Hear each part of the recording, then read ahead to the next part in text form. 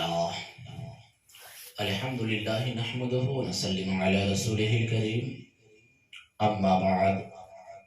فأعوذ بالله من الشيطان الرجيم بسم الله الرحمن الرحيم يا أيها الذين آمنوا اتقوا الله وكونوا مع الصادقين آمنت بالله صدق الله العظيم وبلغنا رسوله النبي الأمين المتين المعين الكريم ونحن على ذلك لمن الشاهدين والشاكرين والحمد لله رب العالمين۔ سنانے اپنی بربادی کے افسانے کہاں جاتے،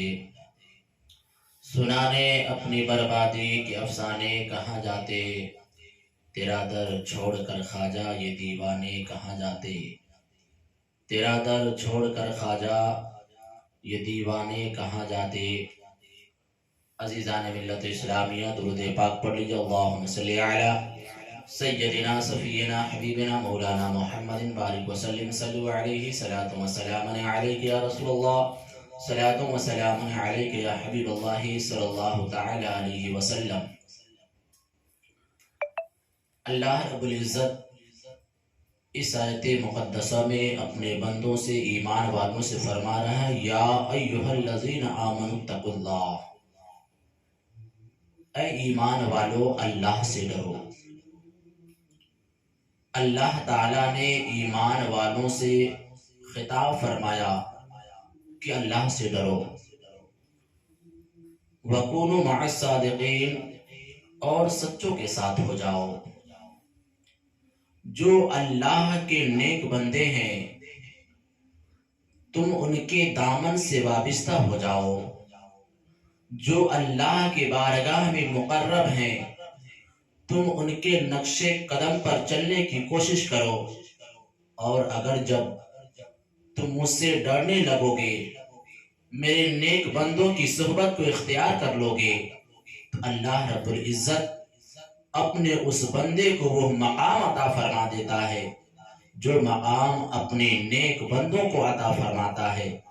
اپنے نیک بندوں کی لسٹ میں، فہرست میں اس انسان کو بھی شامل کر لیتا ہے جو انسان اللہ کے نیک بندوں کی صحبت میں اپنی زندگی کو بشر کیا کرتا ہے۔ اللہ تبارک و تعالی نے ہم سب کے آقا محمد الرسول اللہ صلی اللہ علیہ وسلم کے بعد ختم نبوت کی مہر لگا دی۔ اب کوئی نبی، کوئی رسول اس دنیا میں مبعوث نہیں کیے جائیں گے، اب کوئی نبی اس دنیا میں تشریف نہیں لائیں گے۔ اب اللہ کے عام بندوں کی رشد و ہدایت کے لیے، اللہ کے عام بندوں کو راہ راست پر لانے کے لیے اللہ تبارک و تعالی نے اپنے نیک بندوں کی جماعت کو مبعوث فرمایا۔ ایک شخص اللہ کے نبی کی بارگاہ میں عرض کیا، یا رسول اللہ صلی اللہ علیہ وسلم، آپ سے پہلے جتنے نبی آئے، ایک نبی کے وصال کے بعد دوسرے نبی کو اللہ تعالیٰ اپنے بندوں کی رشد و ہدایت کے لیے مبعوث کر دیتا، دوسرے نبی جب وصال فرما دیتے تیسرے نبی کو مبعوث کر دیتا، تیسرے نبی وصال فرما جاتے چوتھے نبی کو مبعوث فرما دیتا، یہاں تک کہ یکے بعد دیگرے انبیاء کرام، رسولان اعظام کی جماعتوں کو اللہ تبارک و تعالی مبعوث فرماتا رہا۔ یا رسول اللہ صلی اللہ علیہ وسلم، آپ پر اللہ تعالیٰ نے ختم نبوت کی مہر لگا دی ہے، بھلا آپ کے بعد آپ کی امت کی رہنمائی کون کرے گا؟ آپ کے بعد آپ کی امت کو راہ راست کا راستہ کون بتلائے گا؟ آقا کریم صلی اللہ علیہ وسلم نے فرمایا، اے میرے صحابہ سنو سنو، اے میرے صحابہ سنو سنو، میرے بعد جو علماء کرام ہوں گے، جو اللہ کے نیک بندے ہوں گے، جنہیں اولیاء کرام کہا جاتا ہے، ان کا مقام، ان کا مرتبہ یہ ہوگا، ان کا مقام اور مرتبہ یہ ہوگا کہ جو بنی اسرائیل کے نبیوں کے مقام و مرتبہ تھے، وہ مقام ہماری امت کے اولیاء کرام کی ہوا کریں گی۔ سبحان اللہ۔ عزیزان ملت اسلامیہ، تو اللہ تبارک و تعالی نے اپنے نیک بندوں کی جماعت کو مبعوث فرمایا اور صبح قیامت تک کے مبعوث فرماتا رہے گا۔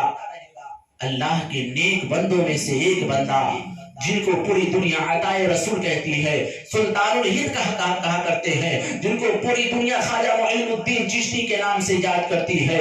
وہ اللہ کے نیک بندہ ہندوستان کی سرزمین پہ جب تشریف لائے تو ہندوستان کی سرزمین میں وہ انقلاب آیا کہ ہر جانب جو کفر و شرک کے بادل چھائے ہوئے تھے، بت پرستی کا دورہ نظر آ رہا تھا، ہر طرف اندھیرا ہی اندھیرا نظر آ رہا تھا، خدائے وحدہ لا شریک کا نام لینے والا کوئی نہیں تھا۔ ایسے بھیانک وقت میں اللہ تبارک و تعالیٰ نے ہمارے معین الدین سب کے غریب نواز کو ہندوستان کے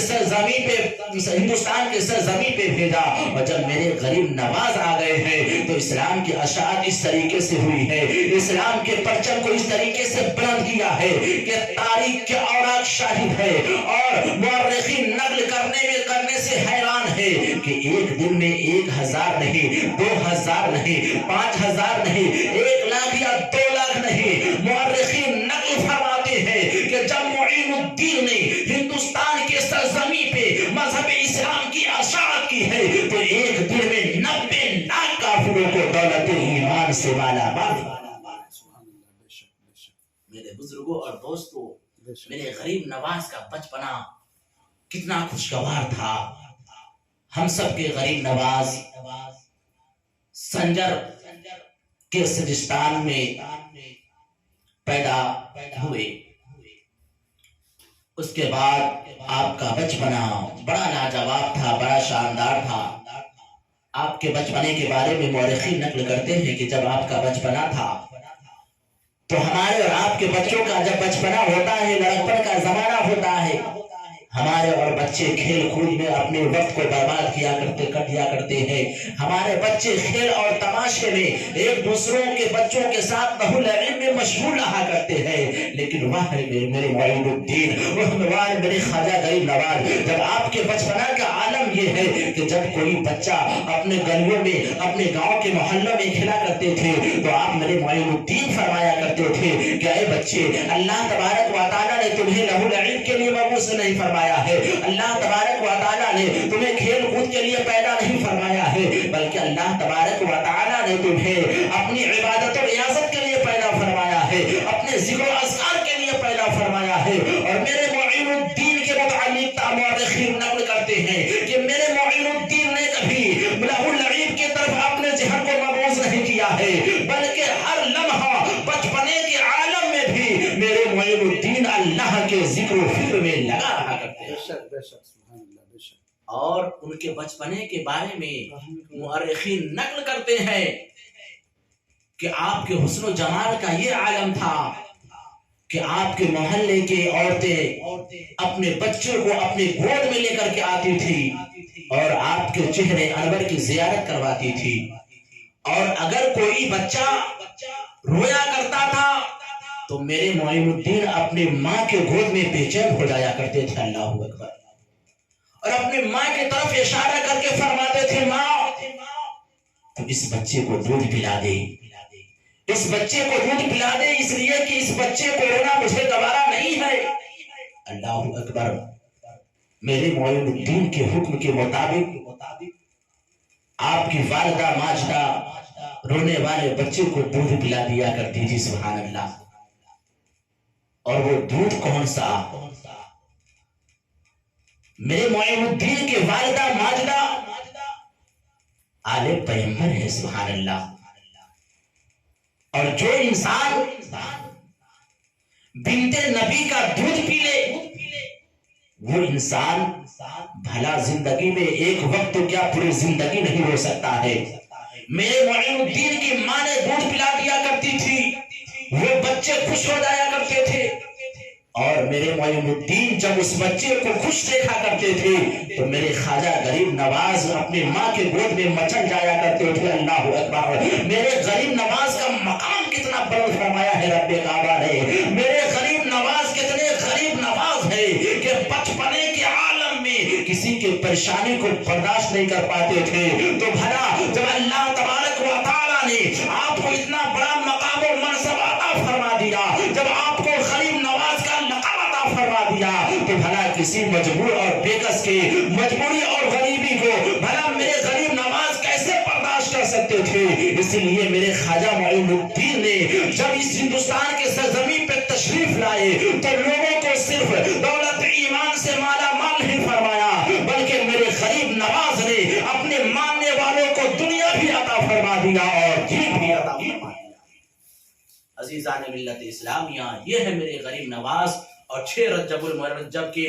مبارک تاریخ میں میرے غریب نواز کا عرس سراپا عرس منایا جائے گا انشاءاللہ العزیز۔ ہم سب اپنے غریب نواز کی محنت و کاوش کو یاد کرتے ہوئے اپنے غریب نواز کے نام سے اپنے گھروں میں محفل پاک کا انعقاد کریں اور فیضان غریب نواز سے مالا مال ہو۔ وما توفیق الا باللہ، پڑھیں استغفر اللہ ربی من کل ذنب و توب الیہ، لا الہ الا اللہ محمد رسول اللہ۔